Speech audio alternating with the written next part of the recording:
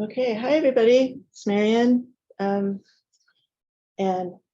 Ashley and Matt and Trisha. Thank you for coming. Welcome. And we will get started.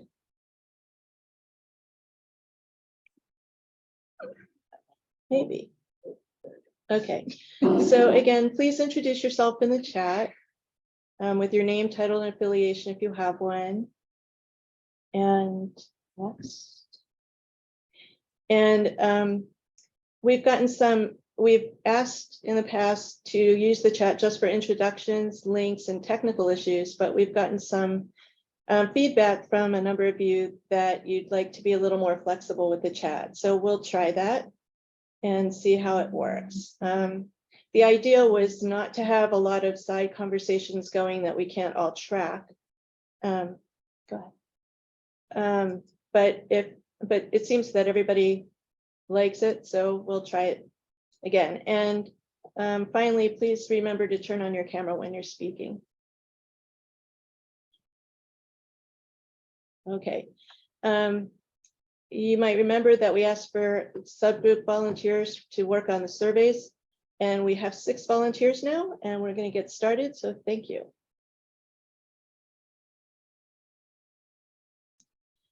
Okay, so we wanted to do the summer outlook today, and I thought that before we get to where we're going, we should take a short look at where we've been in the last few months. So we started the meetings talking about what the project actually is and getting clear on that. And looking at the FEMA requirements, we went over some definitions so that we are all talking the same language. And then we looked at FEMA's National Risk Index, and while we may use pieces of it, why we didn't think it was something we could just use the whole thing. We also spent some time looking at approaches to assessing multi-hazard risk. We went through 7 different kinds of risk assessments, and then we had some presentations from people in the group who are actually doing risk assessments in Oregon and how they're doing those.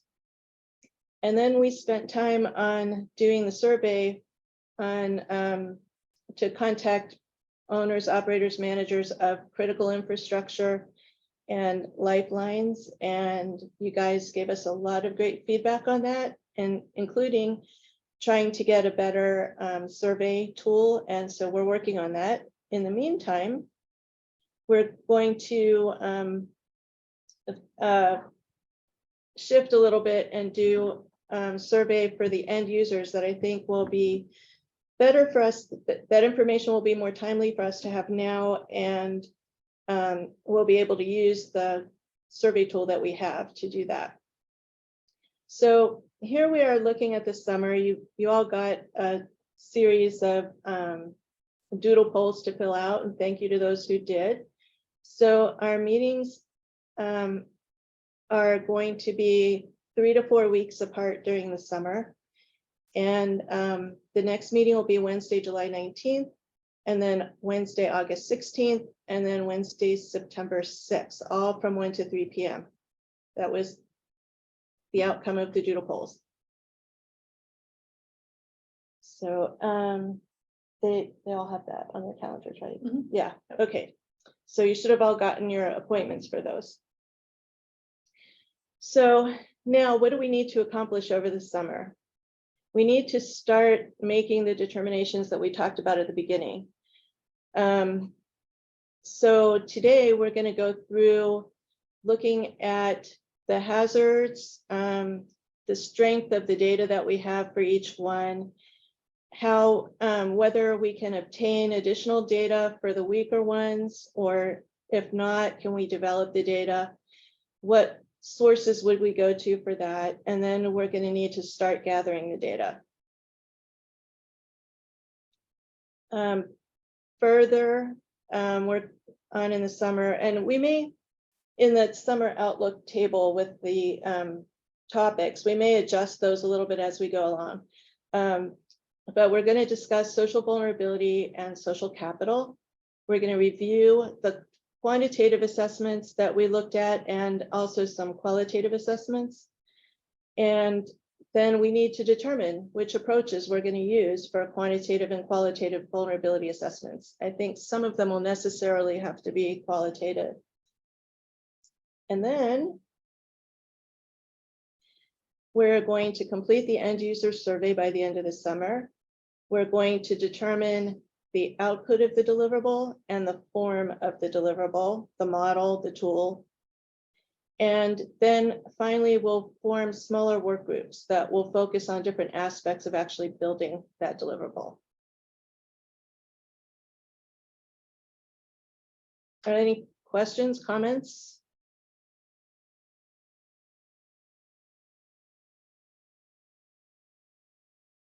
No, okay. So we'll move on. So this morning, Ashley sent you all a document that if you had a chance to review would have been good. I'm sorry it was so late. But we're going to go through it on the screen. I'm going to share it in Box and update it as we go along. So we're starting on the first few items that we need to accomplish for the summer today.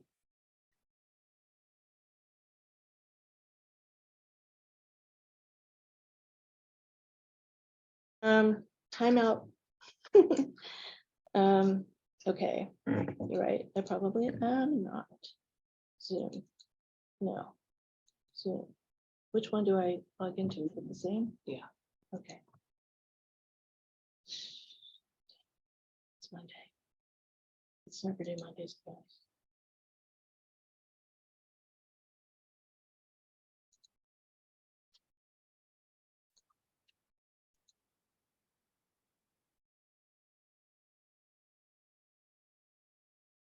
You might want to explain. I don't want to log in. Just a minute, we're trying to get the document up on Marion's computer. Yeah, just takes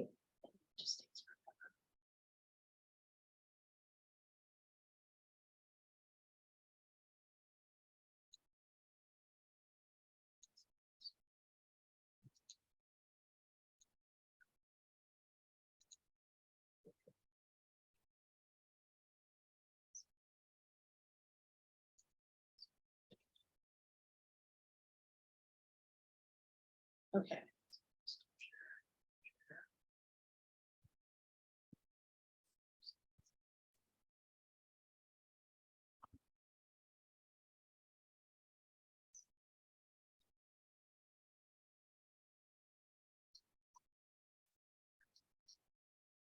Sorry.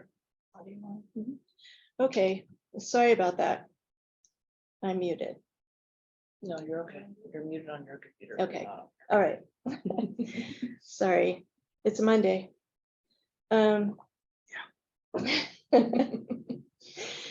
So here we have a list of, can you all see this or should I make it bigger?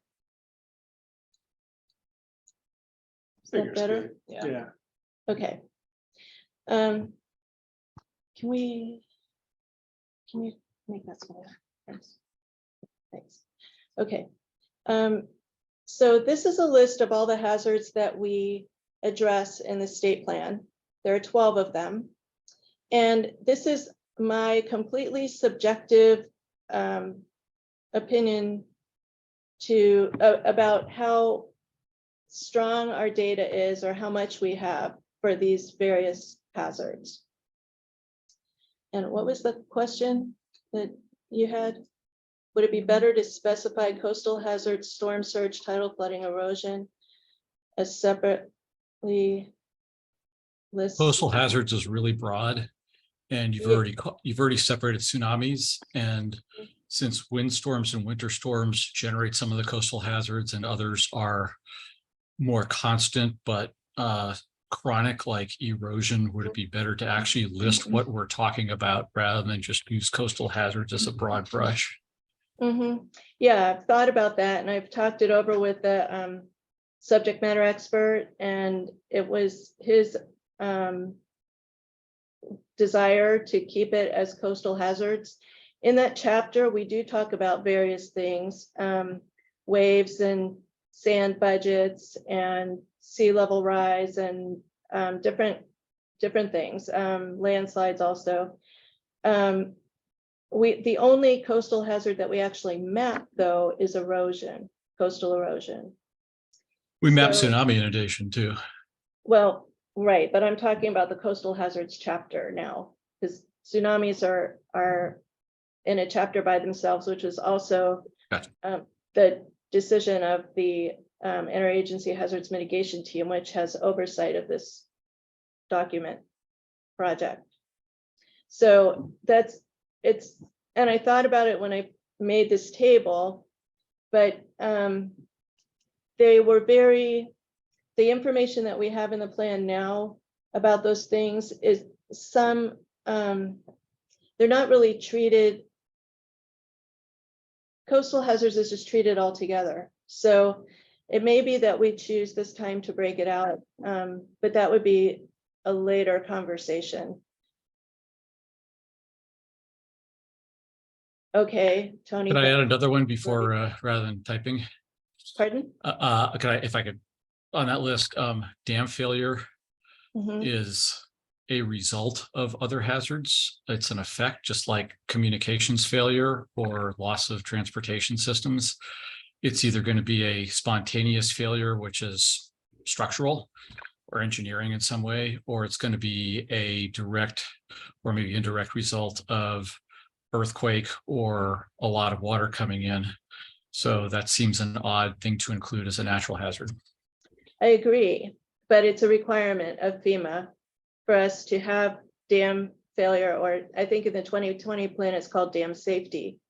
But it's a requirement now for every state NHMP to have dam failure or dam safety or whatever you want to call it. Tony was suggesting dam levee failure.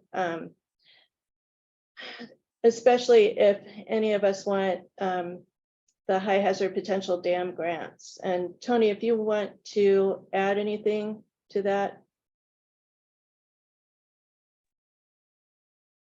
Sorry, I had to turn my camera and mic on.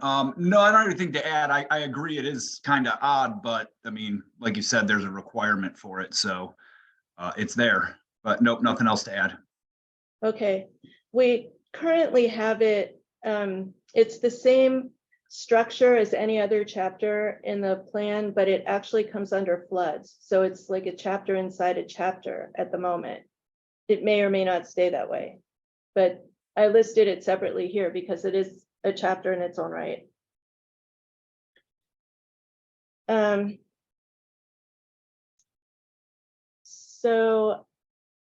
Okay, so I listed these just sort of on a 1 to 5 scale, just off the top of my head. And you're free to agree or disagree. Let me know what you think, but I think that we have a fair amount of information on coastal hazards, whether we divide them out into individual hazards or not. I think we have a fair amount of data there. Also, Tony, I think we have what we need for dam failure. If you think that we need more, I'd be happy to hear that. No, looks good to me. Okay. Drought is an area where we have a little bit of weakness. We had no SME for that in 2020. And so we didn't gather enough data. Our chapter didn't change a whole lot from the previous plan. And FEMA was asking more questions. So I think we need some more strength in that area. I think we have a lot of information about earthquakes. Extreme heat, we have very little. All we did in the 2020 plan was talk about air conditioning penetration. And I think there's a whole lot more we could do there.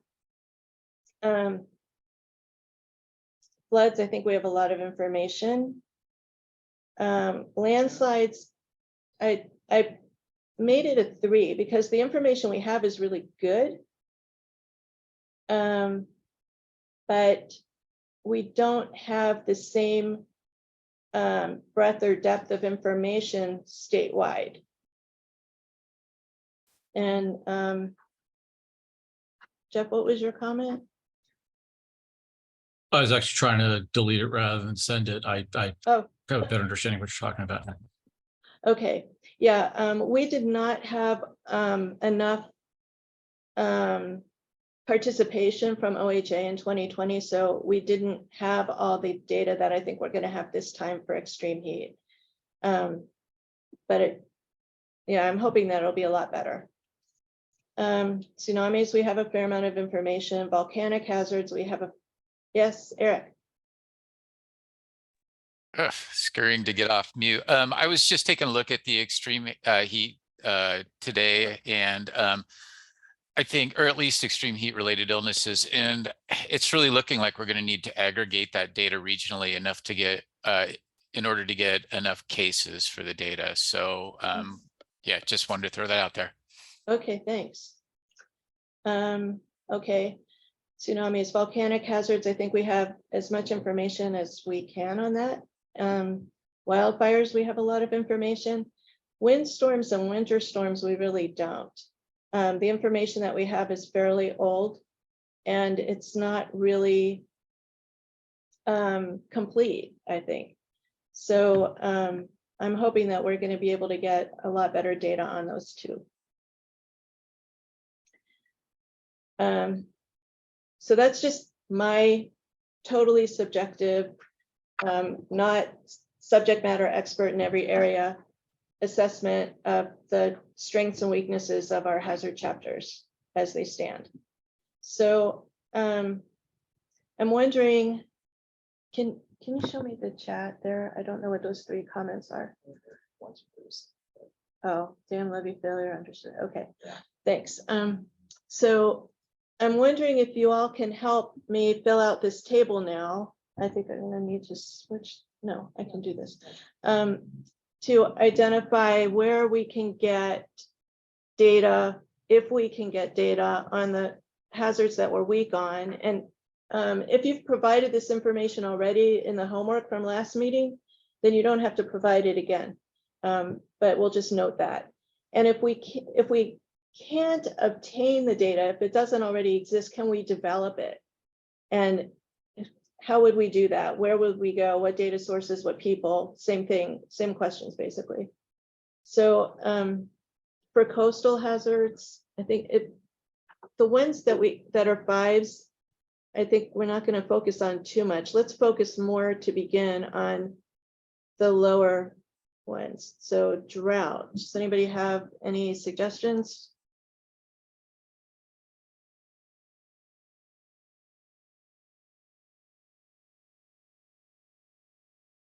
Okay. Yeah, just go ahead and speak. Oregon Department, oh, sorry, let me, Oregon Department of Water Resources is doing a drought vulnerability assessment that's going to be done by the end of this year. That includes both physical and social aspects. So you can probably, to the extent to which that's helpful, you can feed that in, and they should, I have some of the scope of work, but you should be able to obtain a scope of work from them. And if you need a point of contact, let me know. Yes. I think that ag and like OSU extension would be able to augment that as well. Also, National Weather Service, you know, their climate pages, which aren't specific to Oregon, but include it, might provide information, and maybe even USGS. They have a pretty broad hazard tool that while a lot of it's focused on coastal hazards, actually covers a lot of ground. Okay. No pun intended. This is Lauren from Oregon Farm Bureau. Sorry, my camera's being weird. National Resource Conservation Service, so NRCS, would also have a lot of that drought data as well, and information on crops and crop loss for that as well. That might be helpful. Great. Nice to see you again. So Erica, yes, the OWRD, is that Raquel Ranciere? Yeah. Okay. Yeah, I can send you the pieces that I have, but she'll have all of the pieces. The National Drought Mitigation Center is doing a piece, and I don't have their final scope of work. Who is doing a piece? Ockery is doing a piece, University of Oregon Law School is a sub-awardee and they're doing a piece. I have those scopes of work, and then the National Drought Mitigation Center in Nebraska, they're the ones that do the drought monitor. They're doing a piece, but Oh. I don't have their final scope of work. Okay, National Drought Mitigation Center. Mitigation Center, right? I'll email Lily Prawl right now and you, and ask Lily if she can send you all of the scopes of work. Great, thank you. We Okay. looked at the climate mapping for resilience and adaptation, CMRA.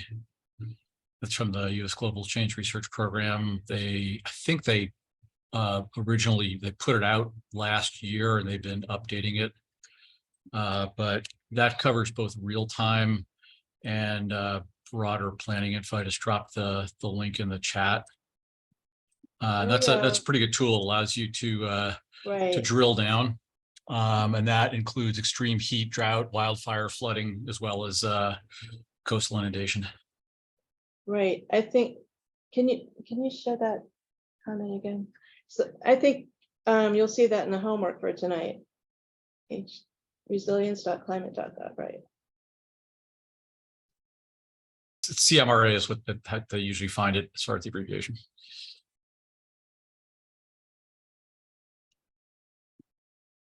Okay, great, thank you. So that's all great information. Okay, going on to extreme heat. I know, Eric, you filled out those sheets. So I don't want you to have to feel like you have to say it all over again. Yeah, go ahead. Yeah, I do have a question, like with how the data is going to be submitted to you guys, like, is it going to be like 5 years of data, like 2020 to 2024, or I guess whatever data or years we have, or are you looking at snapshots? I'm sorry, say that again. How is the data going to be submitted? And then you were asking about the years? Yeah, are we Okay. submitting multiple years of data? And I'm thinking, along the lines of drought, because these things are, Right. yeah. Yes. Yeah, I think the previous data, we stopped taking data into the NHMP for 2020, and I think it was the end of 2019. So yeah, from 2020 to 2024. Okay, great, thank Or you. Maybe not 20. I don't know on our timeline whether we're going to be, yes, 2024 for this Okay. project, yeah. Yeah, and so we have a bit of a lag, so like 2023 might be the last year that we'll be able to submit. Mhm. But yeah, okay, thanks. Hello there. This is Judith Counts from ODA. I just wanted to say I am going to check with Diana Walker, our GIS specialist. I did consult with her when we've had the earlier question about the crop losses, which we don't have that data, but well, she would very well may have layers, but again, that would probably come from USGS, mainly those layers. But I'll see what information we have on any of these topics to be able to share. Okay, thank you. So the 2020 to 2024 goes for everything, even though I didn't write it down that way. Maybe I should do that. Oops. This is really hard to do on Zoom. This is Chris. I have a question. So if on some of these subjects where we don't have a lot of data in our current plan, would it be useful going back before 2020 if it's available? Yes.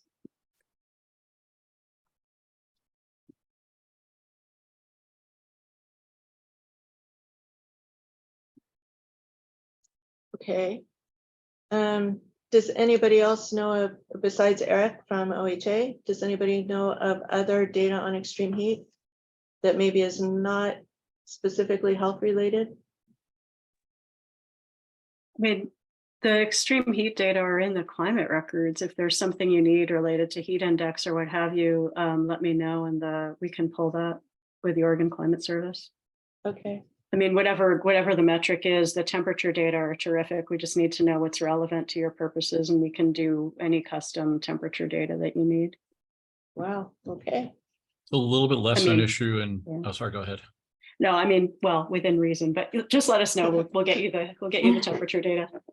It's less an issue in the Northwest than it is elsewhere, but the energy generation sites, any thermal site has to keep really close track of ambient temperatures because it governs there's limits on the temperature for their cooling water for their discharge. And as surface water warms, it means they have to limit their discharge, which means they limit their generation. It's been a huge deal in the Eastern US, and I just don't know how many thermal generation plants we have left here, but for any of them, they might have better data. Okay, Likewise, any other business that has to regulate any thermal aspect of any kind of discharge. Yes, this is Chris. I've heard that data centers are one of those. And also, I don't know if we have information from transportation agencies about the effects on their road and rail surfaces because of extreme heat. Yeah, TriMet definitely could tell you how often they have to slow down the MAX or trains. stop. Yeah, exactly. Airport too. Airport, yep. For Urban Heat Island, the researcher at Portland State University, Vivek Chandas, Yes, data source. yep.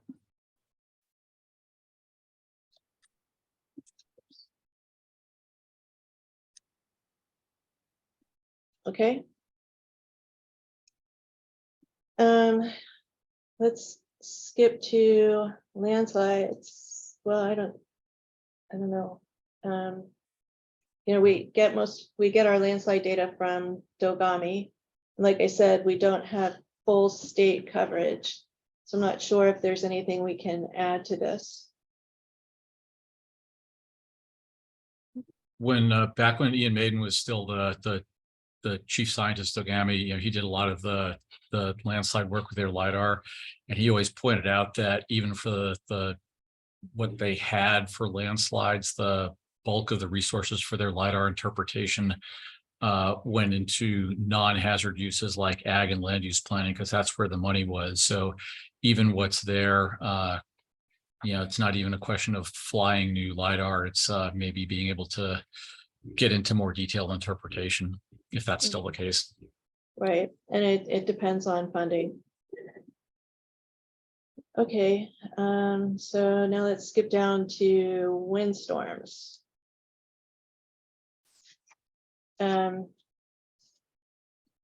What we have in our plan is we have a historic record of windstorms, and we'll be updating that. But the information characterizing windstorms and talking about vulnerability and impacts is rather thin. This is Chris. Is there a discussion about, oh, I should turn on my camera, about building codes and wind? But maybe I can't Because recall for we sure. can use the history of building codes maybe to assess some vulnerability characteristics for wind. Okay, At least some of the utilities also have engineering codes for wind. Yeah, that's some, Jeff is just saying that too in the chat. okay.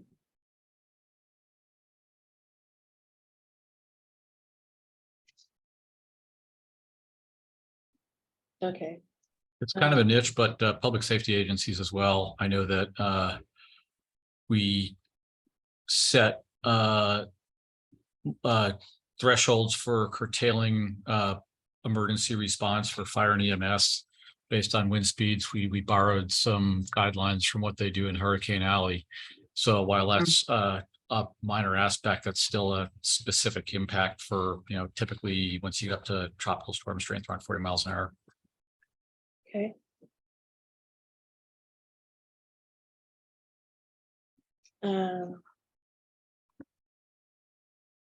Anything else? This is Manuel Mose from the Burns Hiking Tribe, and we have pretty high winds out where we are, and so I imagine that NOAA or the Northwest, our National Weather Service, might have some recordings for wind.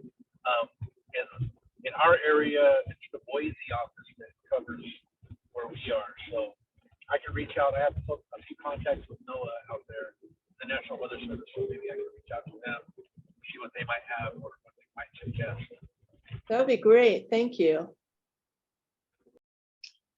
Do you think the Department of Consumer and Business Services can get information from insurance companies in an aggregated way about losses from wind? I'm saying like landslides, really, most homeowners insurance doesn't cover landslides, so you really can't get data from that.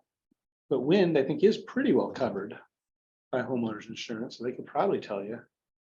Okay, we can ask. Maybe. We can ask.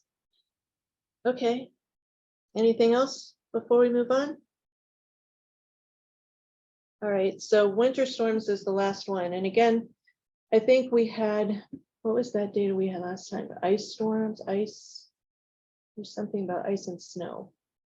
So we had some data on ice and snow, but again, the description of the characterization of the hazard and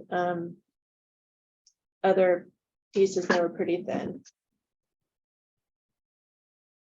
So again, I imagine we could do NOAA and the National Weather Service. I would suggest maybe looking at the rise in accident during winter months for ice, those things, going over the passes and then side. I think it's really icy and windy, so that might be one resource to kind of extrapolate the hazard for drivers at least. Okay, I'm sorry to ask you to repeat that, but I could hardly hear you.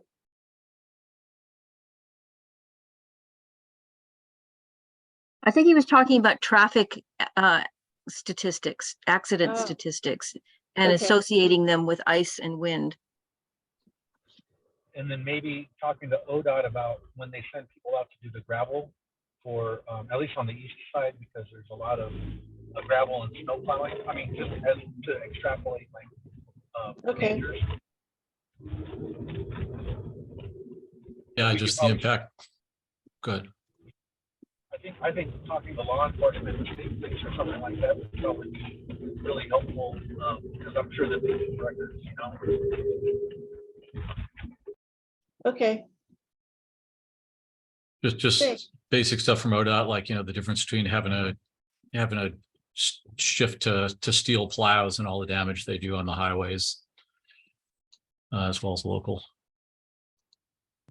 I don't know if Northwest Natural has the same vulnerabilities that I think it was Southern Union Gas did in Texas, but in their big freeze in February 21, when we were undergoing our own big freeze, their natural gas transmission distribution system had huge malfunctions due to the extended cold and freezing. I don't know what the specifics were, but if there are the same vulnerabilities here, then that's definitely worth looking at.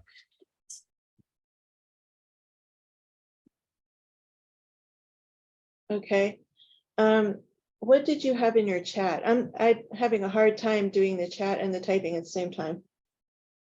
Similar sources. Just the same things we looked at for windstorm and heat. So, big deal Okay. for utilities, big emphasis on every transportation system, roads, mass transit, such as it is. I mean, we've seen that, Max has huge problems in the metro area, but any kind of transport and all the trickle down effects, getting hospitals being able to discharge people safely, getting staff in, critical staffing for all the other functions. Transport is such a huge issue there. Okay. All right. Thank you. So that's really helpful. And we'll move on to the next item. which is just a review of what FEMA actually requires from us. So the basic requirements are probability, the vulnerability of state assets, the vulnerability of jurisdictions, both with respect to structures and climate change, structures and people, and recent and projected development for a variety of reasons, and basically just trying to keep people outside of harm's way, and whether we're doing that or not, or doing the opposite.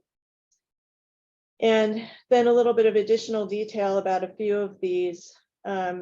The state assets are described as state-owned or operated buildings, critical facilities, infrastructure, lifelines, and natural and cultural resources. And when we're analyzing the vulnerability of state assets, we need to use some characteristics of those assets, their function, their construction, their age, the other attributes. And then for the jurisdictions, the vulnerability of jurisdictions, we have to determine which are the jurisdictions most threatened. So it would be most threatened by each hazard and in what way. And so is it most threatened by location, intensity, frequency, duration, probability, or climate change? Is it most threatened because of impacts to populations from some of the hazards, impacts to structures, critical facilities, infrastructure, and lifelines? So there's a lot of things here that we need to analyze. And okay, are there any questions about this? Yes, Jeff. Sorry, not trying to suck up all the oxygen, but I got to go 3 o'clock anyway, so it'll even out. For probability has been a really challenging issue. It's come up in the last couple of natural hazard mitigation plans where we seem to be trying to tweak how we define, the 1 through 10 rating we gave to probability, so that earthquakes would kind of get a higher score. We defined something that had greater than a 1 in 1,000 chance, basically a 1,000-year recurrence interval, as something other than low. And that may be frequent for earthquakes, but it's still regardless of how we do it. Major geophysical events like earthquakes and volcanic eruptions are always going to be much lower than everything else. So it's not that I have a specific number or interval, but we need to be really careful how we define probability in terms of those low, medium, high, and make sure we're maintaining some type of proportion. And that's really hard to do, especially for either the infrequent events or for the stuff that's really gradual, like erosion or sea level rise. Jeff, does it help to consider consequences in the equation? So you're looking at probability and consequences? Oh yeah, I mean it's a function of all of that. It's just that in what we were using over the last 10 years was defining probability in a way that made no intuitive sense. And that has in turn affected, county hazard mitigation plans. And I see Gianna's on, she's already heard us ranting about this, and your predecessor did too. We just need to be consistent throughout and you consider probability, you shouldn't be considering consequences or anything else. It's try to minimize, the availability bias, the recency bias, all that stuff. And that's hard to do. It's not that we have to adopt a specific set of definitions. It's that we have to be consistent with whatever we adopt. Yeah, I will just kind of chime in there because I'm working on the natural hazard mitigation plan for Clackamas County. And so Jeff can attest to this, that we had some difficulties, especially the probability between more of climate-based hazards and geological hazards. And so that was a conversation that we've had to have quite a bit on that probability, because at least the scoring that we've used through OEM, how they've ranked them or how they've broken it apart looks primarily to be for climate hazards or hazards that are more climate related and dependent. So if there's some sort of distinction, that would be great, because it definitely was a source of confusion and difficulty in trying to rank them. Okay, thank Yep. you. We'll make sure we talk to you. So we don't have to have those exact same conversations all over again. Right. Okay, anything more on these? This is really the bullet point version of FEMA's functional requirements. But if you have any other comments or questions here.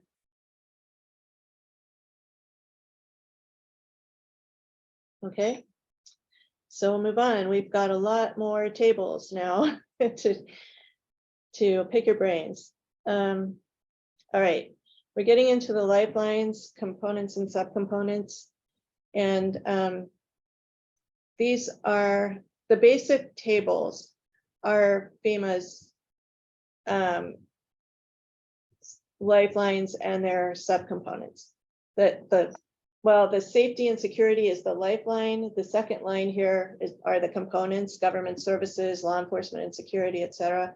And then underneath those are the subcomponents. And the subcomponents are the things that we're focusing on for inclusion as elements of our risk assessment. The yellow ones are ones that we already have, we've already worked with in our risk assessment in the 2020 plan.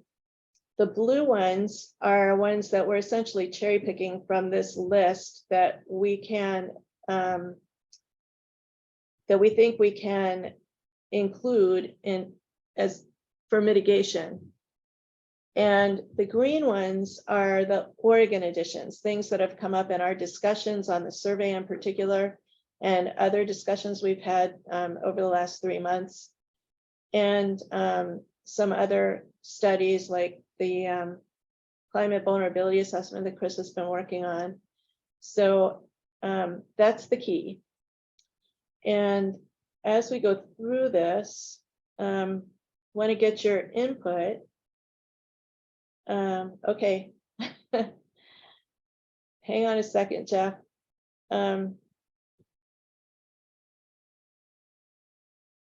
Can you just bring those comments up as we get to those tables?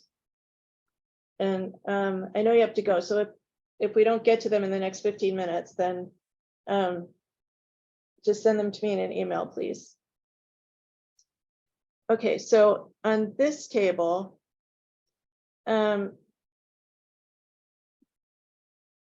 we left out essential government functions because it's not something it's not a building, infrastructure, critical facility, something that we can map or actually mitigate unless somebody else has another take on that. Nobody to date really has discussed public records, and if we could find where they are, I suppose we could map them, or find the buildings that house them. We could do that. So Yeah. this is Chris. Oops. I think we can, if we could figure out what those government functions are within those buildings, that would be really helpful. And then we can figure out if we have the necessary equipment or mitigation techniques available to keep those services going for the really critical ones.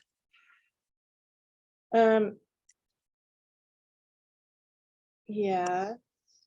The question is, how are we going to do that? How are we? Well, every building will has some kind of function or set of functions. Mm-hmm. So we don't really, we might not have to spend a lot of time thinking about a garden shed. A corp yard might be something we want to talk about. I don't know. It really depends on what those buildings are used for. Right, and so that's what I'm getting at.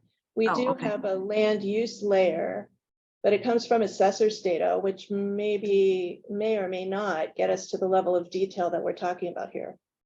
It probably won't, because we don't know what those facilities are actually, what functions are taking place within it. So when Right. we talk about the sea level rise spreadsheet that I'm going to share later, you'll see that how I tried to address that. Okay, But I think we can move that forward.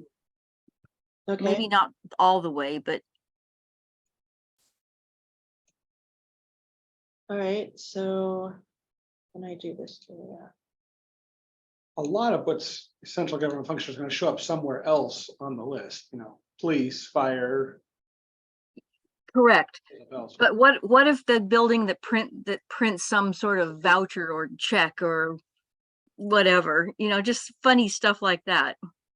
Hmm, Hey, Christine, this is Steve. Each program, and in fact, each agency has a COOP plan, continuity of operations, and may have a COG plan, continuity of government, depending on what they do. And that will inform a lot of information That's really an excellent idea. that we're talking about here. If you would, like, we can, Mike Harriman runs COOP for both Mhm. OHA and ODHS. And I'm sure he would love to join the next meeting just to give a high level overview to see if this would be valuable for this exercise. If that was something we'd like to do, just send me an email and I will arrange that for you. okay, yeah, so would that hold true, would you send public records, would that be also these essential government functions, or would it also be like libraries? Well, libraries probably should have a COOP plan, but we won't really, they probably don't. All the governor is mandated by the fall that all departments Right. need to have an updated COOP plan. So Mhm. everybody's working feverishly on that right now. It'd be a good time to maybe Right. look at that. Okay, so I'll just put those in. I would also suggest maybe looking at ODEM, the Emergency Management Department. They probably have copies of COOP plans and things like that on file, or maybe even the Secretary of State's office, because they might have those kinds of things on file as well, just because that's where the repository for those kinds of things generally go to. You know what I mean? Okay, I got part of that. Did What I said anybody? was, Yeah, sorry, I'm kind of in transit right now. So what I was saying is going to ODEM, the Oregon Department of Emergency Management, because they generally have those things on file, or they would be able to direct people to where they would be on file at. Because COOP plans and EOPs, emergency operations plans, are filed with the state for funding and purposes and those kinds of things, and then possibly with the Secretary of State, who I'm not 100% sure, but might be part of the offices that are responsible for emergency management and those kinds of things. okay, But yeah, so, and then for fire and police, the DPSST, and then the Oregon State Fire Marshal. So those guys all might be resources for those kinds of records. okay, thanks.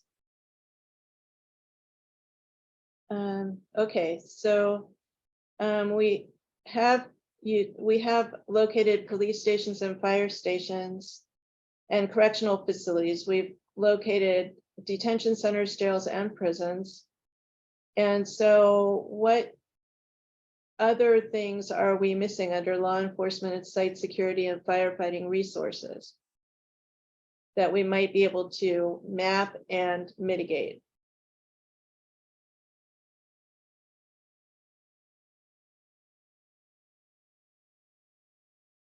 Okay, hearing nothing, moving on. We didn't, Marion, I had a yeah. question. sure, Does it make sense to call out 911 call centers separately, which may be not co-located, with the I don't know where those go, or if that's under communications It elsewhere. might be, let me scroll down and see. Yeah. It's under communications, public safety Okay. answering points. Oh, great. It could go in a number of places. So could Public Works for that matter. Yeah, I also wanted to add for the public records, since I've been starting to work on DLCD's continuity plan.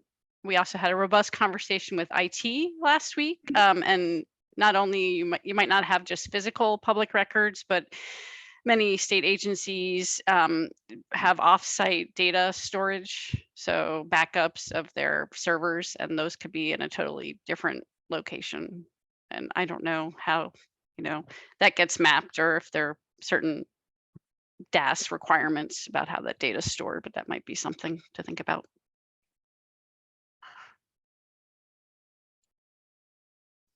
Okay, thanks.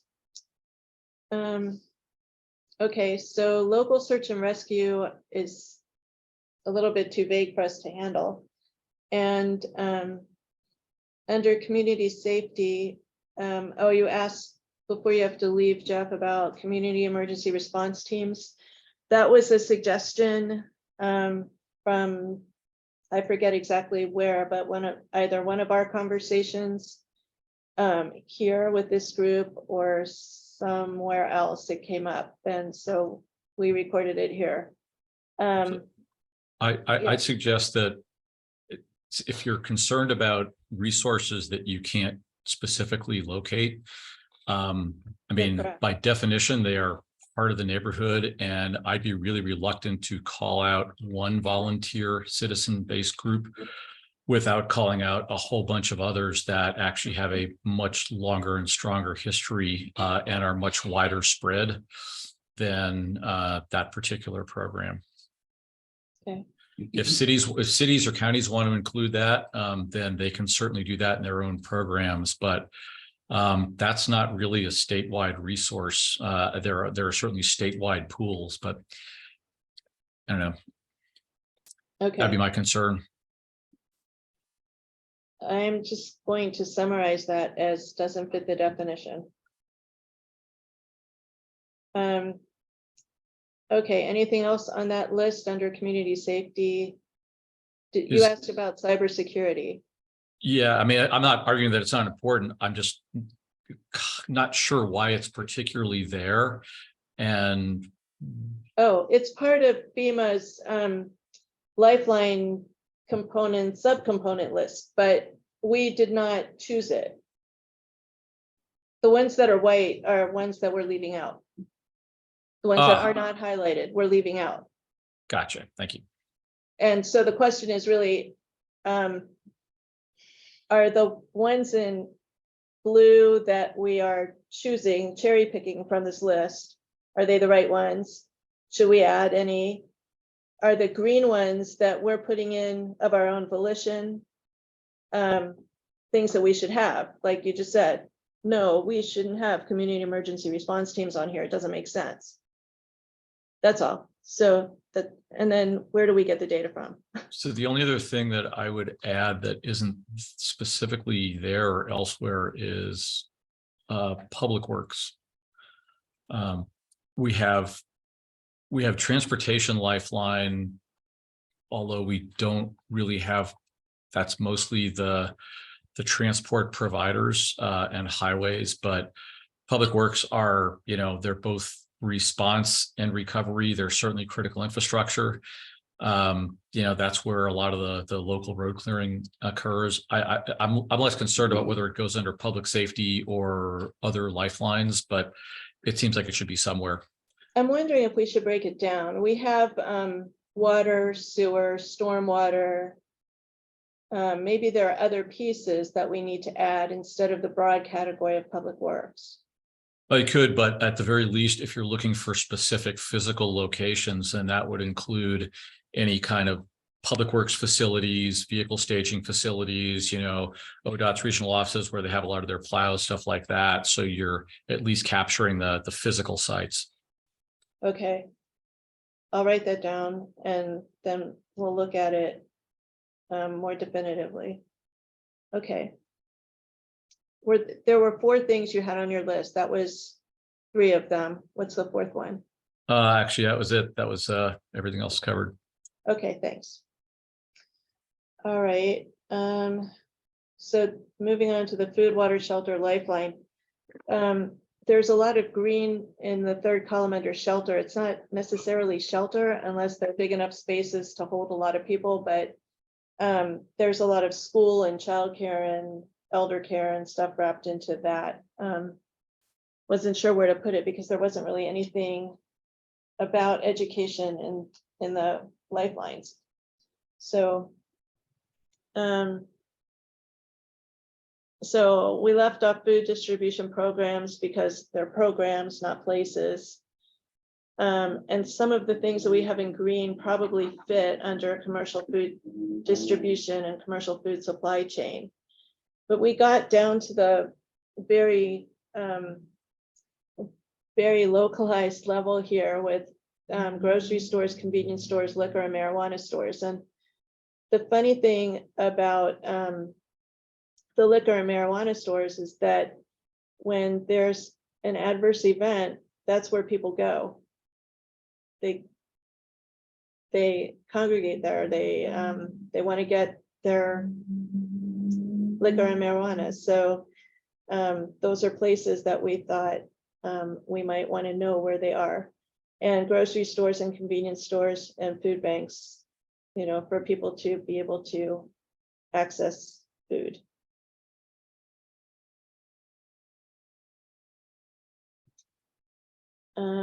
Okay, so here we have the drinking water, wastewater, stormwater under the water systems. There are commercial water supplies as well. I'm not sure how to find that. And then we also have private residential wells and small water systems and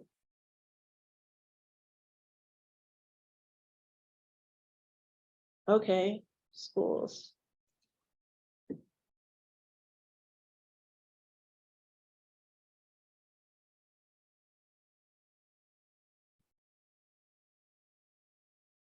Okay. Can anybody enlighten me about commercial water supply? No? Okay, so then moving on. Well, by commercial water supply, are you talking about like Nestle and stuff like that, like bottled water supplies? I think, and then there's some, yeah, that would make more sense. It wouldn't be industrial. There's industrial water supply too. You know, for industries that use lots of water often have their own supply. Mhm. Food manufacturing uses a lot of water in particular, but actually I can add one thing. I can't answer your question directly about commercial water supply. I can say that I do have a team member at OREM who is fully engaged on community lifelines and defining subcomponents. And then likely soon we'll go further to define all of the facilities, locations, people, organizations that help make up those subcomponents. And of course, that's a massive and exhausting effort for the food, water, shelter, lifeline. But that work is getting organized and going to be conducted at some point soon. So perhaps we'll be able to provide some real data for you on that at some point in the future. Can you give us a contact? Yeah, make me the contact for now. Okay. Yeah. Regional health. Steve, what is this regional health water? Is that the website for what Vincent's talking about?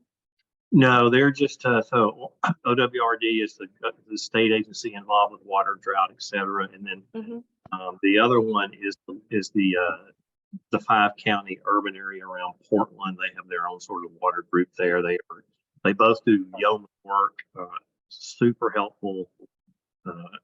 Know most of the things that we need to know in this space.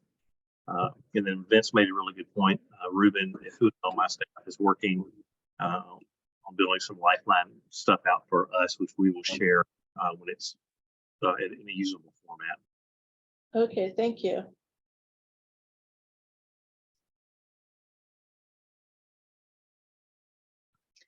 Okay, so, I saw that you have domestic wells up there. The data we have for residential wells is really sparse and not great. okay.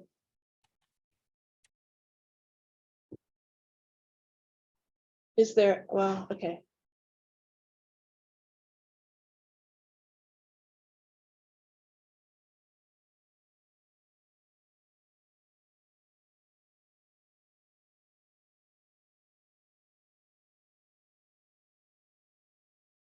Okay. So Eric, I had thought at one point that maybe we could fill in where there might be wells by looking at where septic systems are. That doesn't help? No, not at all. Okay. And yeah, unfortunately, we have a real estate transaction database for people that sell their homes. They Mhm. are required by law to get tested. Some do, some don't. Mhm. And then, we've been working with WRD data to try to get an estimate of wells just for a study area. And we've had just all sorts of issues, and like WRD, like I think it admittedly says that, just their inventory is off by as much as like 20%, not even reported. Okay. In the next column, it's shelter. And so we've been thinking about buildings that have high occupancies as shelters. And then we added all these various things down here. So if you take a look and have anything to add or comment on, I think the last thing down here is museums. So this is Steve, and we want to add resilience hubs. We just got $10 million from the legislature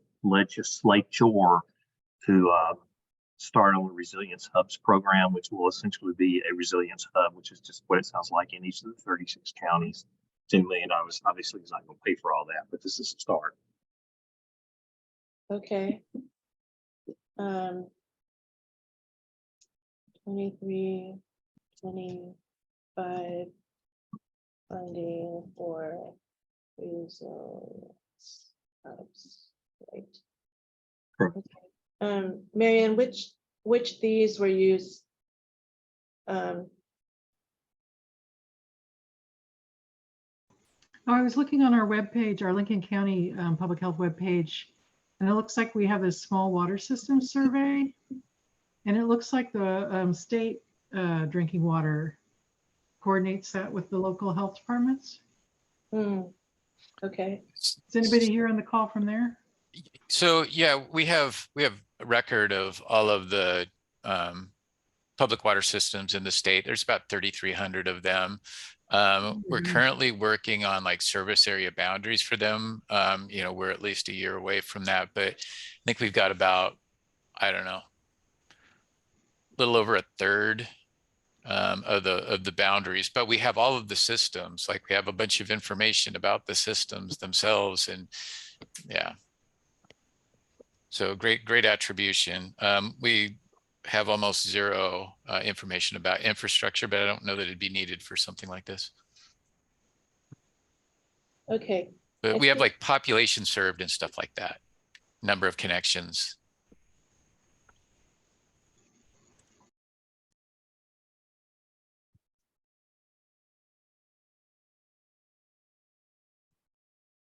Public health agencies. Small water systems. Yeah, every single water system in the state that's licensed. Okay. All right. We'll have to think that through. All right. Any other comments on this list? Yeah, I have a comment. This is Chris. I think that the density of building contractors, hardware stores, libraries, and museums, they don't really seem to be shelter related. I wonder if we can put them somewhere else. Yeah. The libraries and museums are big, can be big places where maybe we could have people go. Mm, The hardware stores, yeah, we're kind of like over with the liquor stores, but they're not food. Yeah. I think that came up in a discussion about what we need to have. recovery resources. Yeah. And the density of building contractors. That would be the same, recovery resources. Yeah. So, and maybe we don't need to keep those. Yeah. Okay.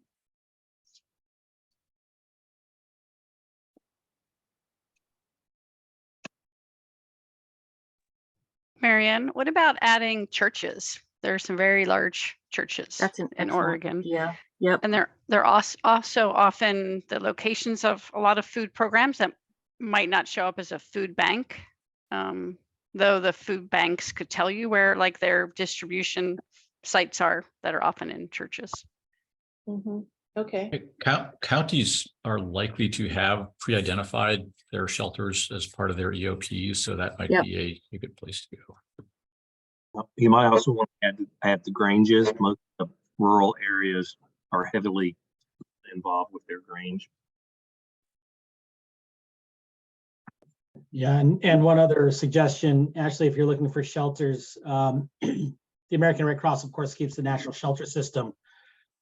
That doesn't mean those are designated shelters. Those are places that the American Red Cross has evaluated and could act as a shelter in time of emergency. So they may ask, and sometimes they have an agreement in place perhaps to use those. So that's probably a pretty broad list of places that have been willing in the past to serve as shelters. Okay, great. Oops. Oops. There we go. God, it's really hard to handle this mouse on Zoom and. This is Chris. I have another comment on that. I wonder if I wonder if a lot of those things are not really mitigation subjects, but response and recovery. So we might want to think about that.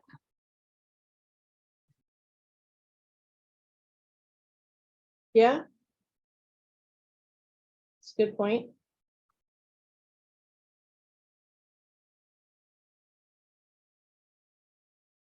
Anybody else have a thought about that?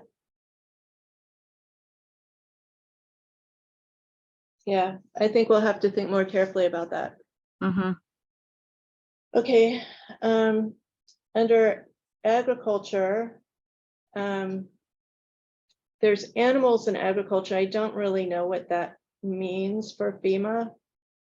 Would it make sense to add museums and other cultural facilities? We have museums. Could put other cultural facilities in terms of what though, Marianne?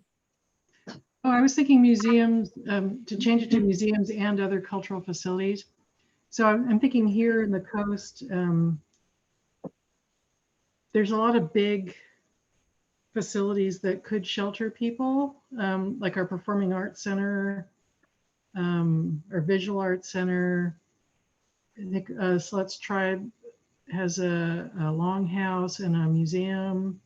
So places like that could shelter people, and because they're familiar to people, they may be more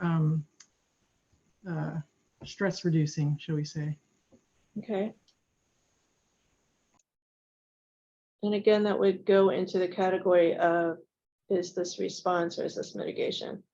So we'll think about that. Thank you. I see them as facilities, destinations that people are comfortable going to. Mm-hmm. Right, so go ahead.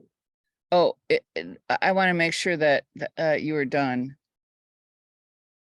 I think so. We can move Okay. along. Just for the livestock, I'm gonna guess confined animal feeding operations. Lauren would actually know better than I even, but I'm gonna guess FEMA's focused on those areas where animals are brought for feeding or processing. Yeah, I mean, they probably meant like we saw during the wildfires in 2020, there was a lot of movement of livestock. And where do we take them? Yes. Where can they be housed? Where would they have access to not just food, but large quantities of water? And so I think that that's probably what they're leaning towards, because with larger animals, it's a little bit more difficult. And how do we transport them? So the transport of the large animals as well, because you need multiple large vehicles to transport, thinking cows, horses, even large quantities of chickens, pigs, and those things in the event of an emergency, if you have to move them from one location to another. Oops. Yes, Lauren's absolutely right about that. We were scrambling during the last wildfires to help find, yep, that's exactly right, transportation trucks big enough to transport the animals and where to send them, and how to get some feed there to them. And so our veterinarian, the state veterinarian, is very involved in those situations as well. I'll talk to them about any more ideas on that.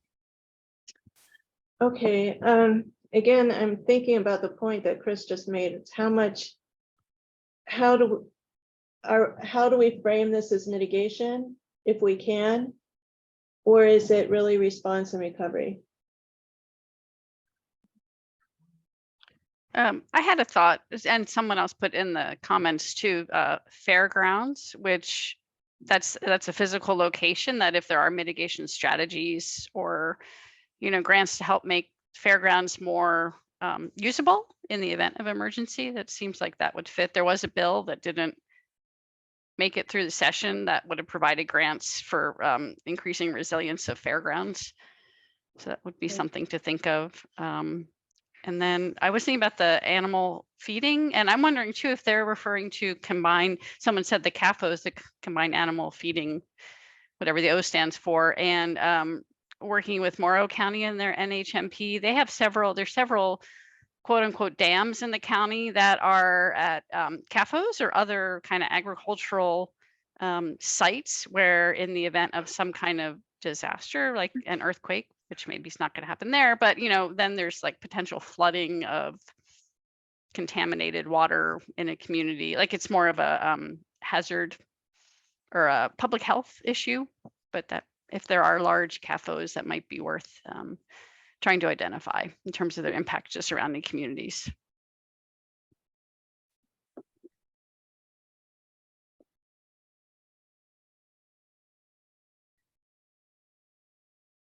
Okay, can we look at the messages that have come in? Yeah, wait, down. I think we got that. Fairgrounds and something. Exhibition halls, okay.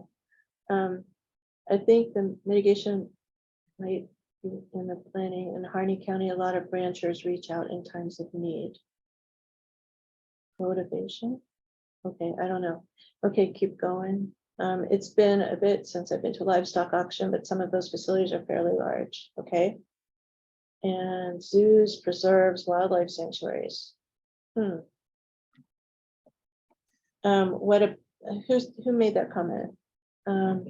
Althea. So what are you thinking about zoos, preserves, and wildlife sanctuaries? That they're places that we would shelter animals? That's one possibility, but there definitely facilities that would need specialized care. Oh, okay. So go under here. Great, thank you.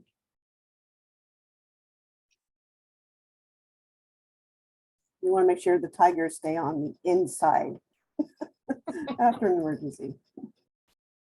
Sort of like prisons for animals. Okay, and what was after that? Do the ag facilities need to accommodate people too? Maybe, maybe not. It's a possibility. Okay. Great, thanks. So now that we've brainstormed all these places, anybody have ideas about where to get that data?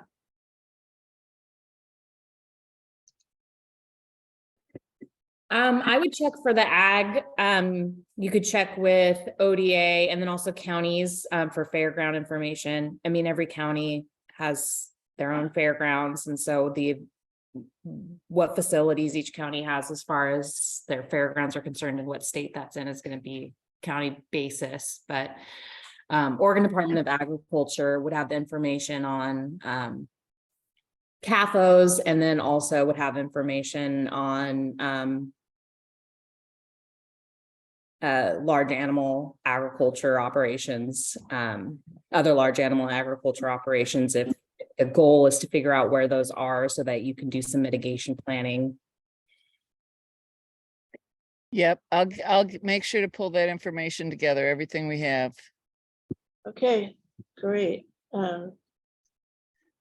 Whoops. So, yeah, go ahead.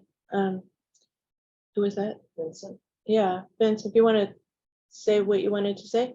Yeah, if you were looking for information on that, and please forgive me, I don't know how much the local situation has changed, but back in 2014, when I helped Columbia County update their hazard mitigation plan, boy, did we sure list a lot of critical facilities.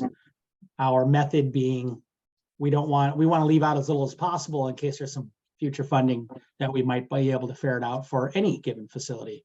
So the county level hazard mitigation plans, especially multi-jurisdiction hazard mitigation plans, might be a good source. Maybe Joseph knows better than me on that, but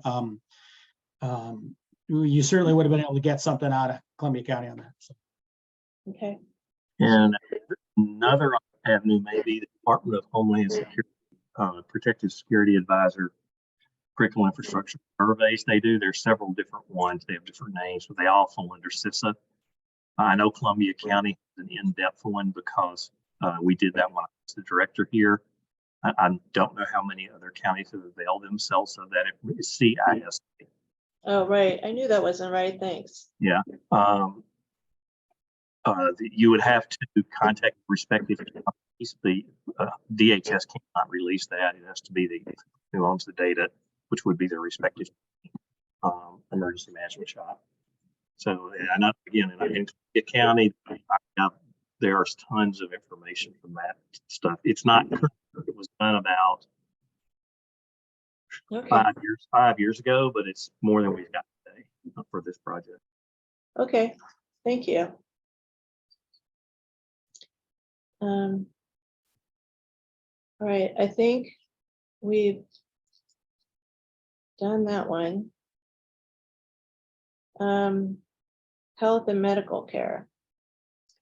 So we have done hospitals and health clinics. I don't think we've gotten down to the fine grain here of dialysis centers, pharmacies, long-term care. OEM keeps a directory of emergency management people around the state, but yes, I'm aware of that. Thank you. So we haven't gotten down to that level. We've added here public health facilities, density of healthcare professionals, and hospitalizations. I imagine that there are ways to, again, find out which health clinics are dialysis clinics or long-term care or VA facilities.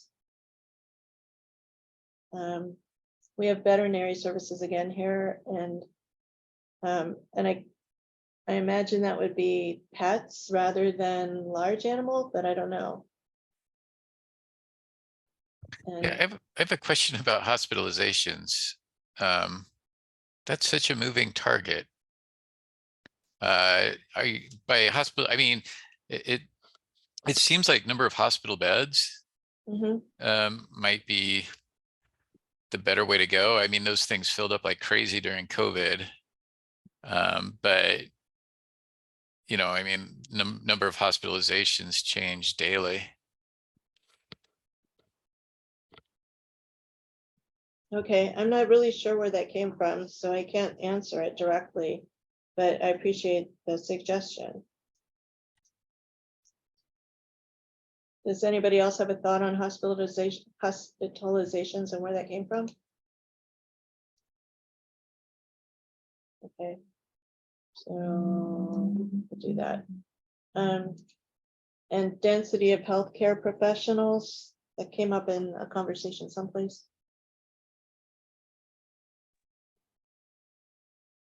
I think that that one's a bigger issue in rural areas. Yep. Okay.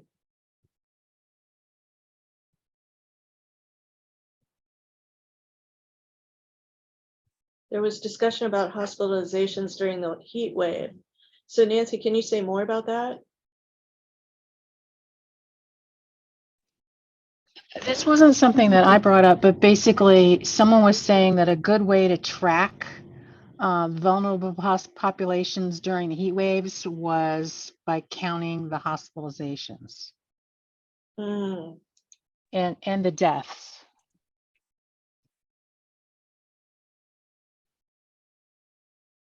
Yeah, we do that.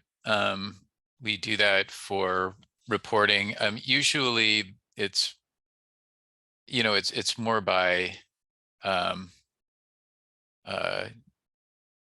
diagnosis.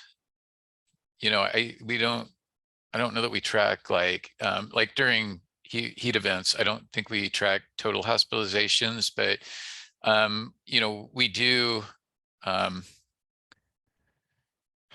track like emergency department visits and things like that, doctor's office visits through syndromic surveillance during heat waves. We have a dashboard for that actually. Okay.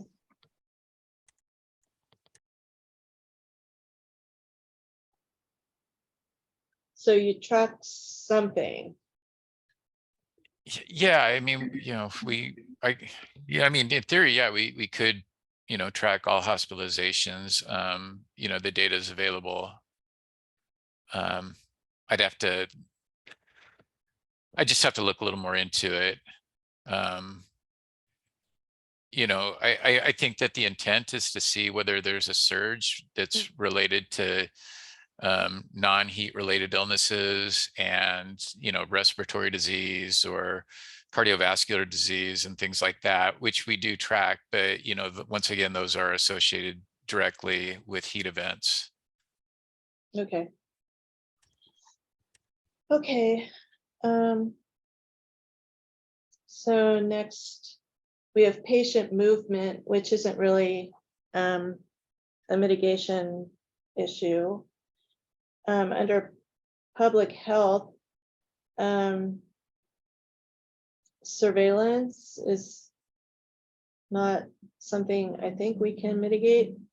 Clinical guidance, assessment, interventions, treatments, if I'm wrong about any of this, please let me know. Maybe we can find laboratories, you know, make sure they're hardened against disaster or something like that, but I'm not sure what else we can do here.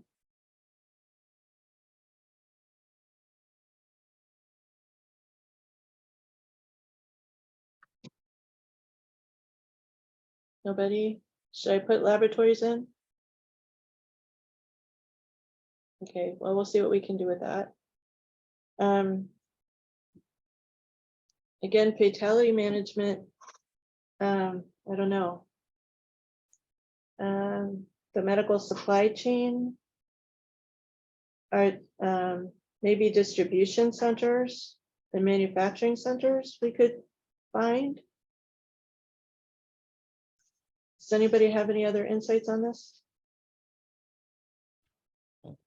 Well, you know, just to get, sorry, just to get back to the public health side, you know, I mean, every time that there's a natural hazard that affects health, it triggers an epidemiology survey. It's after the fact though, you know, and then there tends to be follow-up. Like for a good example would be, you know, during like after wildfires, you know, we provided like testing vouchers for private wells. You know, I mean, it's just a follow-up that we do. It's not really like any sort of pre-mitigation. It's more post-disaster right recovery. Right, and we have to remember that these lifelines were actually designed for response. and- Okay, And recovery. So what we're doing is, in order to meet FEMA's requirements of having to identify lifeline structures, lifelines, and mitigate for them, we're trying to cherry pick the ones that we can do that with. yeah. So OHA participates, in all of those, things regarding like behavioral health after a natural disaster. Mhm. Yeah, so I mean, all of those are relevant to what we do. Okay, And, we've got an inventory of things that we've done over the past, well, I guess since 2020, since that's our timeline. So if that's what you're looking for, we have it. okay, but I'm not sure that we can mitigate ahead of time, that we can. Right. So. Just by staffing up, I guess, we have to have staff to perform those duties. Mhm. So that wouldn't be something that we could really put in our risk assessment, I don't think.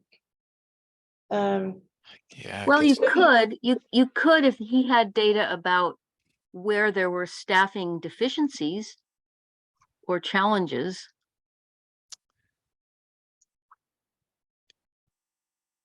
Um, That's one's, I mean, that one gets tricky. It's hard to monetize because, like whenever there's an emerging issue, people get pulled off from different areas and brought in. Mm-hmm. And so, everybody wants more capacity. And so we just, go with what we have to work with. Is it imperative, you think, to mitigate mortuaries, like the buildings or the morgues, or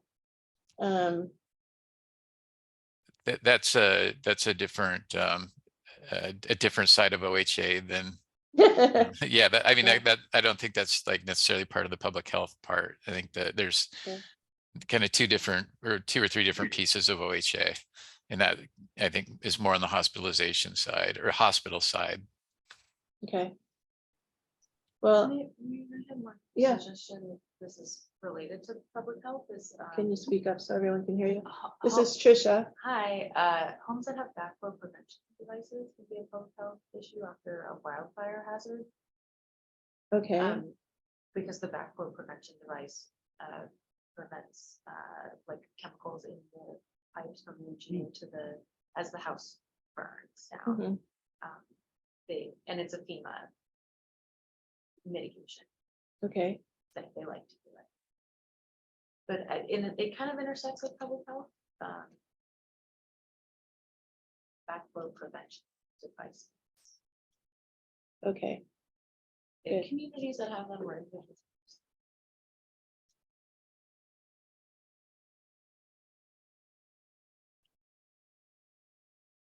Okay.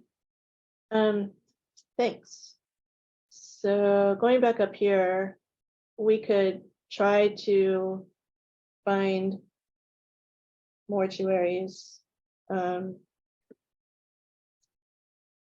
So I'll just put these things here. How about medical supply chain? Maybe manufacturing and distribution facilities.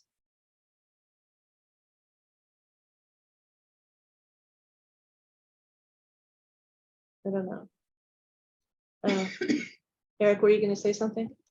Yeah, I'm sure that data is available. In fact, I'm certain of it, but once again, OHA is like the hospital side and then the public health side, and that would fall on the hospital side. So I just don't know where I'd find the data.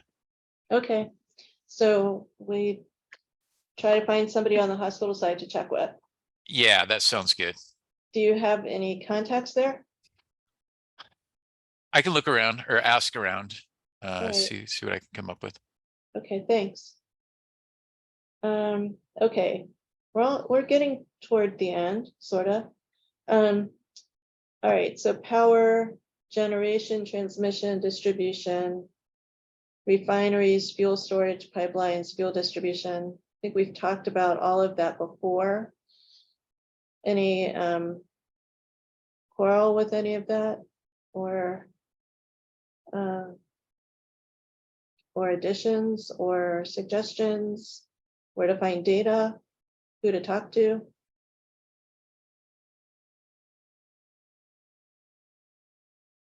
Nope. Okay, well, we'll keep going then. You know, Marion, sorry, Oh, all hi. of, I'll turn my video on now. Maybe I turned, okay, anyway, too many clicks. All of the electric utilities have been required to put together wildfire mitigation plans. So the investor owned as well as the consumer owned. And so those, you know, are like have information about at least electricity generation systems in one place. And the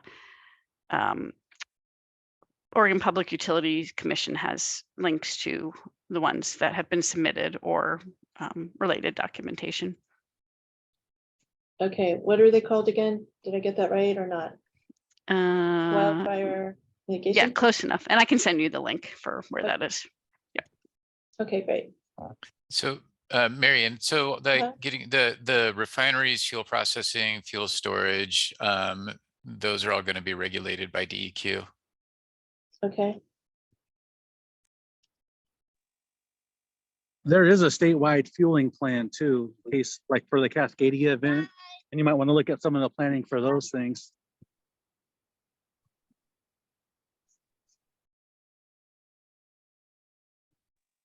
And who has that? That would be Department of Emergency Management, I believe, has a refuel emergency plans for the state. Because of the deficiency in we have no refineries in Oregon, so we get a delivery of fuel every 13 days, I believe, from the Pacific, and then from Washington as well. So there's a whole plan in case of the Cascadia event, the big earthquake that we're expecting to happen anytime. Right. And for refueling Eastern Oregon, including Burns and Umatilla and places like that. But there does exist a plan, and I can look for it and see if I can't find it. I believe I have it in my files, so I'll send that in. Deanna Henry at the Oregon Department of Energy will have all of that. Okay, Deanna Henry. Yep. At Odo. Oops. Excuse me. Okay, great. Are there comments in the chat that we haven't identified? There are like 6. Okay, got that one. Access to air purifiers. That one got by me. It's another one. Public health modernization. Okay. Okay. Okay. So the public health modernization, Marianne and Nancy, the access to air purifiers. So what do you mean by public health modernization? So that was inspired by Eric's comments about staffing. And basically, I was thinking, what's our, how do we mitigate? I totally agree with him in terms of basically like behavioral health, we're chronically understaffed. Yeah, that's a huge issue. And public health modernization is supposed to help with that, if I understand correctly. It's just my little soapbox, sorry. Okay.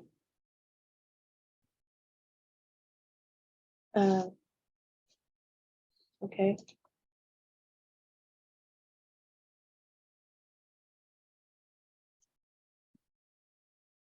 Okay, great. So we'll move on again. Okay, communications.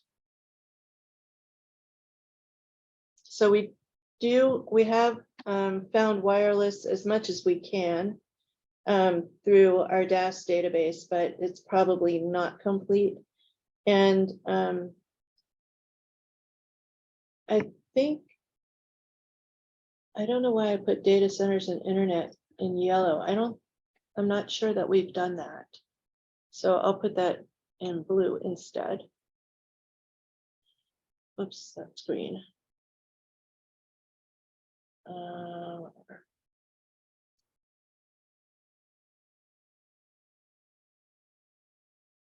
Go. Okay. So these were some of the things we added. Landlines, access to cell phones, access to the internet, and ham radio operators. I'm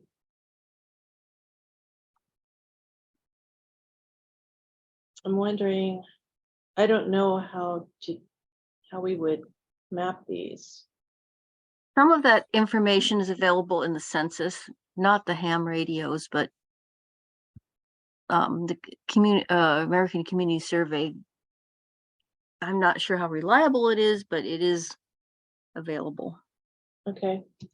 And we can map it, you know, in large areas. I'm not sure how we map cable systems and wireline and broadcast TV and radio and satellite. That's what I'm wondering about. Okay.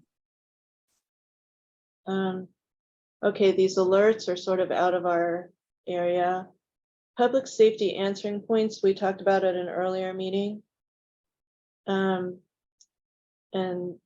I guess dispatch would come under that. I mean, I guess we should do that. I don't know what an LMR network is. Does anybody online? It stands for Land Mobile Radio. Okay. It's point to point, like walkie-talkies. Okay, so that's not something we would do either. And financial services. Again, those are services. I don't know that we could mitigate for those. Any other thoughts? Some counties in their, if they have community health assessments, have indications of preparation for natural hazards. So for example, for Union County, there are estimates of cellular telephones and cellular telephones with texting capacity and some other whether households have drinking water and food supplies. It seems really spotty when we've been looking at it for county. It's not county NHMPs as much. It's the health assessments, the county community health assessments. But it seems to vary quite a bit from county to county in terms of what they're tracking. Okay. I'm not an expert on that. That's just when we've been looking for county level information on public health mostly. Okay, thanks. So I have a quick question. Mm-hmm. I heard us go past LMR. Are we referencing radio systems, two-way communication radio systems in Oregon? I would think those would definitely qualify for some mitigation efforts. So I wouldn't want to bypass that, but maybe I misunderstood. Well, I think Manuel said that we were talking about things like walkie-talkies. What are you thinking of? Something different? Well, walkie-talkies have a network behind them that includes radio towers that hold repeaters. So those systems are all, they have an infrastructure behind them that is critical for responder communications post-disaster. Okay, gotcha. Thank you. I concur with that. LMR also are the radios that are on the in the fleet cars, fire engines, EMS rig, etc. So that is super critical. Okay, so should I add something down here? I'm not sure. I would add it. I mean, this is manual again. I would add it just for EMS, if nothing else. But I don't. I know that doing ICS work, you would use LMR to communicate with the law enforcement and fire and you know all those mitigating agencies. So I agree with these other gentlemen that it's really important to list it and it includes point to point, but it also runs off of repeaters and you know mountaintops and things like that. So I know that the Burns Paiute tribe is connected to about 5 points of contact with LMR, so it's really beneficial to the tribe. And you can probably, if you want, for brevity's sake, you might be able to consider putting it in with the radio towers and repeaters, Mm-hmm. because they all are sort of, they're interdependent. Okay. And your contact for that your best contact for that would be William Chapman, State Wireless Interoperability Coordinator. Okay, one I second. think it's SWIC. I think that's the acronym. So.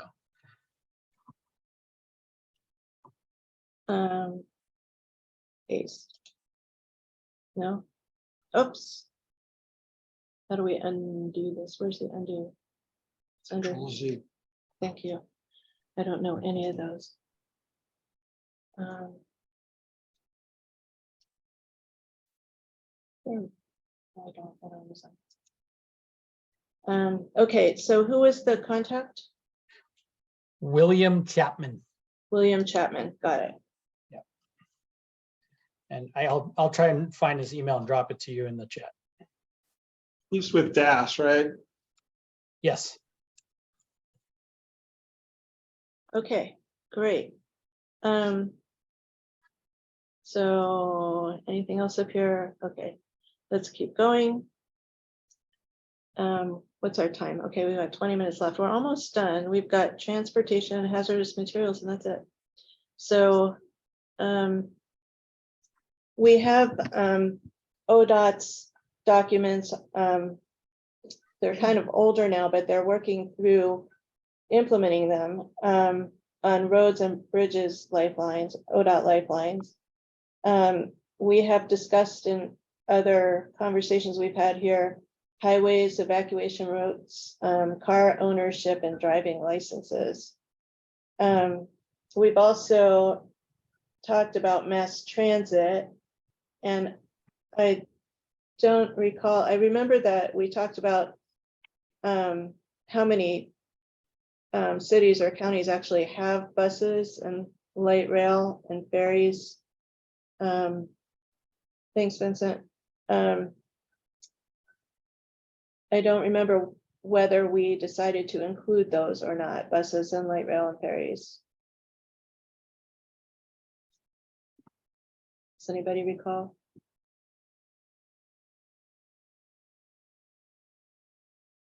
Okay.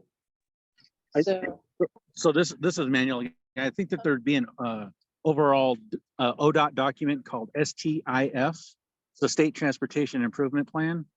That would probably list those kinds of things, like which counties and cities might have transit. I know that we have a couple of smaller transit buses, kind of like what you would find as an airport shuttle in Portland, but because our area is so small that it's a little bit more than what we need. But we do have a STIF plan for the tribe, and I believe that the state has a STIF plan as well. So that might be one source for that information. Okay, great. Sadie, you have your hand raised? I do. Thanks, Marion. I'm trying to turn on my video here. Here we go. I think what we found, this is not my role here within this meeting, but I serve on the transit board here in the city of Salem. And what we found during the pandemic is that the bus was a pretty necessary service for a lot of people that were considered essential workers, who had to show up and be present in person at their jobs in order to keep things functioning when a lot of people had the latitude and flexibility to stay at home. So this group might just consider that information vis-a-vis bus and light rail. I'm not sure about rail and ferry. Okay. Yeah, okay, and do we have ferries in the state? I'm not aware of any. There's at least 3 on the There's Willamette. 3 on the Willamette? Yeah, the Wheatland ferries just up north and Wheatland and Buena Vista. Okay. So let's just add. But they're not really mass transit in this sense. They're actually just a bridge that happens to be a ferry instead of a bridge. Okay. All right, so if we're gonna need to do both of these, I think we can. And we do most of the commercial, most of the aviation facilities already. And I'm not sure whether international airport comes under commercial. I would think so. But we noted that we have general aviation airports and military airports, and we also have a couple of international airports. So I'm not sure whether to break that out from what we've already got or not. And that's a decision we can make later. And we have ports and port facilities. So any other, Sadie, do you still have another comment? Or is your hand just still up? Lingering hand, sorry. No problem. Any other comments, questions, data sources, contacts? Did we want to consider transportation that's done by community-based organizations, nursing homes, that kind of place? Okay. So like shuttles or? Yeah, I've heard there's certain organizations that provide transportation for their people to get places, like the Alala Center here has a youth program. They go around and pick everybody up. And then the different senior places have shuttles. Okay. And I think sometimes it's really important too because they're accessible. And one of the challenges, I remember you talked about the need for buses during COVID. I remember one of the challenges is that not all the equipment is always accessible to everybody. Okay. I don't know what those groups are called though. It's kind of like an informal, it's kind of private, but they could be really helpful, I think. Okay, thanks. Manuel? So I know that most of the transit systems that get funding from the state also have to produce their own STIF. I know that the tribe does because we get funding for our transit system. So in terms of like Harney County, I know Harney Hub puts together an STIF as well. So that's a series of STIFs from agencies around the state. So, I mean, that might be helpful.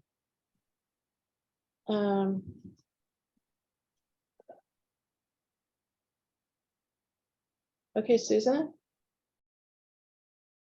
Yeah, I was wondering about also aviation related to firefighting, and so getting information from forestry and state fire marshal. I don't know where those planes, live, quote unquote, or if they contract for some of that firefighting capacity from aerial. Okay. I have one more as well, if Okay. I can jump in. Sure. So I don't know if we're discerning between federally owned or regulated infrastructure systems, but the river itself, and I'm referencing the Willamette, or the rivers, the Willamette and the Columbia, have some infrastructure systems that are critical post-disaster, especially big one, including the Federal Navigation Channel and the locks along the dams along the river, which are very important for Oregon's economics. Just an idea. I don't know if that fits in the scope of this project. I don't know either. I think we'll have to figure that out.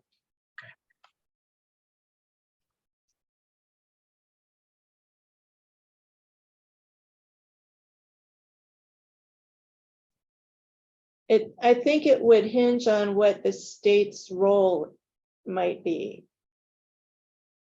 And if we don't have one, then we probably won't. But we'll see. Okay, thanks for the thought. Okay, if there's nothing else, we'll move on. So, oil and hazmat facilities, I think is the only thing on this list that we can do because the others are all incidents. So that is not something we have mapped in the past, but I'm sure that data is available in community right to know plans and OSFM, other places. Is that on target?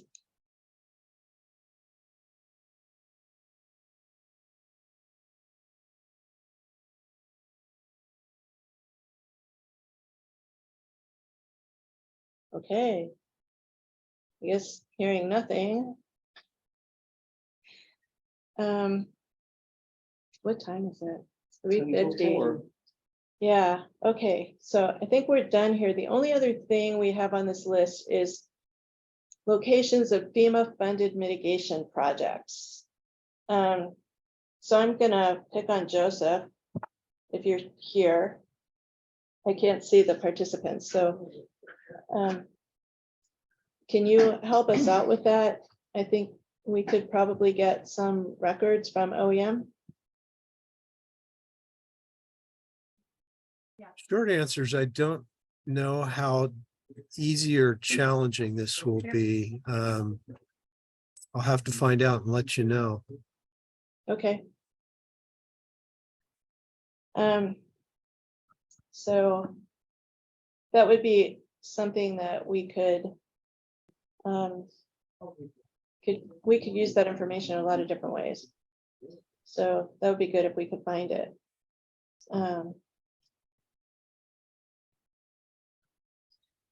All right, so I think we're done with this, and we really don't have time to get into anything else today.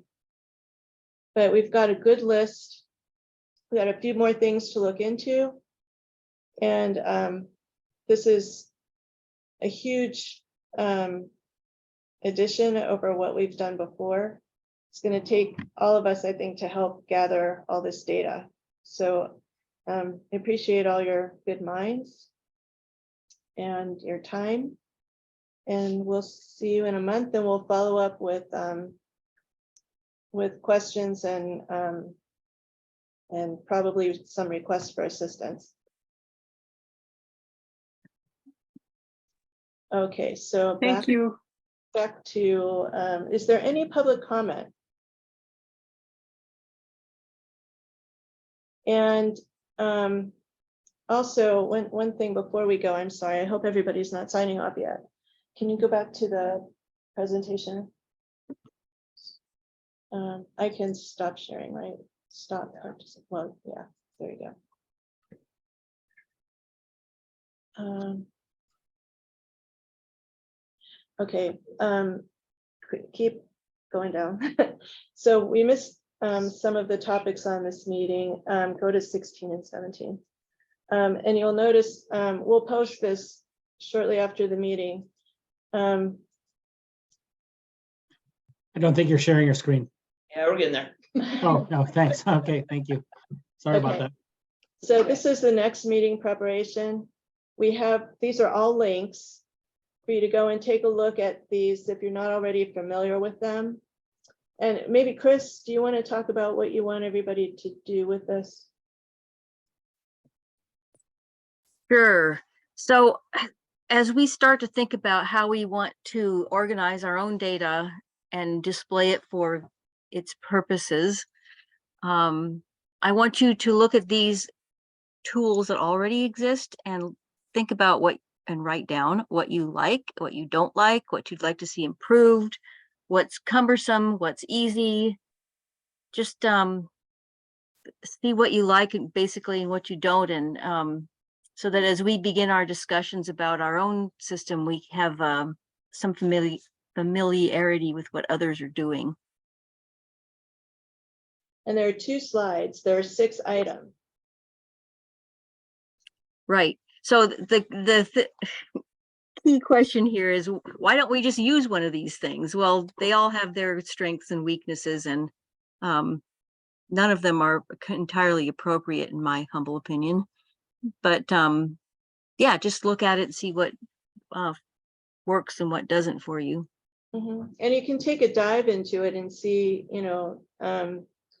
how much information you can get, if you can access the data, how the data is calculated, as far as you can get into it, or have interest in getting into it, or have expertise in getting into it, so that we can have a more in-depth discussion at the next meeting.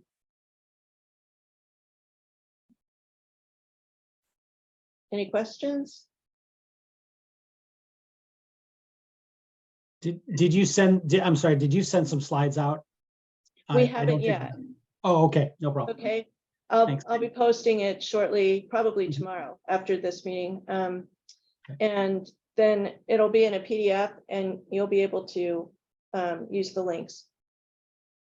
Thanks. The other thing I'd mention here is if you know of another tool that you have used or like, or that you know about from another state, please pass that along as well. Yeah, send us an email. The other thing is that it'll be in Box. So if you want to get to it through Box as well, you'll be able to do that. I feel like I should know this, but I'm not sure, so I'm going to ask, what is your intent of using these tools? We're not sure that we are going to use them. What I'm looking for is how the data, the strengths and weaknesses of how the data is presented, and whether it helps us answer our mitigation questions. So that when we develop our own tool, we can borrow from the good and avoid the bad. So you used by whom? I mean, so I guess this is kind of imperfect. There are some tools out there that I would say they're really good tools if one is already pretty familiar with a particular topic. So for someone perhaps on the planning side that's already an expert in emergency management or something like that, tool X might be great, but it's not necessarily translated into language that would be good for a high school teacher that wants to use it in one of their classes. Right. So I mean, and I guess, yeah, go ahead. So our primary audience would be people who are doing their own hazard mitigation plans, whether that be a county, a region, a city, a business. So you're kind of looking for, of these tools, in part, what audiences do they seem useful to, or what audiences might a particular one be good for versus a different group might need something different? Not exactly. Come at it from thinking from the perspective of, if I were doing a hazard mitigation plan, is this tool useful? Does it give me what I need? Does it help me make mitigation planning decisions? But yeah, and I guess at what level? I mean, like, how many resources do you have? What's your, I don't mean literally you, but Yeah. the answer might be different if it's the state of Oregon versus a small town that's in a rural area. Okay, let's go for the small town in a rural area. Okay. But because ultimately what we're wanting to do is have a portal where people can go, cities and counties primarily, to build their hazard mitigation plans without the intense handholding that we do now. Also for the tribes and for the special districts. Yes, tribes and special districts. And Eric has something to say. Hey there, Mary and Chris. I was just wondering, have you guys been plugged into the Oregon Heat Vulnerability Index mapping tool that Odo's developing? No. Okay, that's an interesting one. I think it's still in beta mode. You know, we met with them a couple of times on things, you know, ways that we can help it evolve over time, but we evaluated it. It looks good. What's it called? The Oregon Heat Vulnerability Index Mapping Tool, and it's in draft mode right now. Yeah, if you could connect me up with that, developers of that would be nice. Yeah, that's Stephanie Cruz at Odo. I will connect the two of you and see if she can give you guys a demo. Yeah, that'd be nice. Okay. But like I said, ultimately, we're the portal that we're looking for, the tool we're looking to deploy, is something that will help local governments and special districts develop hazard mitigation plans. Right. Yeah, I know. And we were discussing, things like indicators earlier, related to natural hazards and, Mhm. and as I was thinking about, the coarseness of the data that we'll have to provide for heat related illness, that's what I would recommend in lieu of that tool. So, or of that particular indicator, if we wanted to get down to a finer scale. Okay. Okay.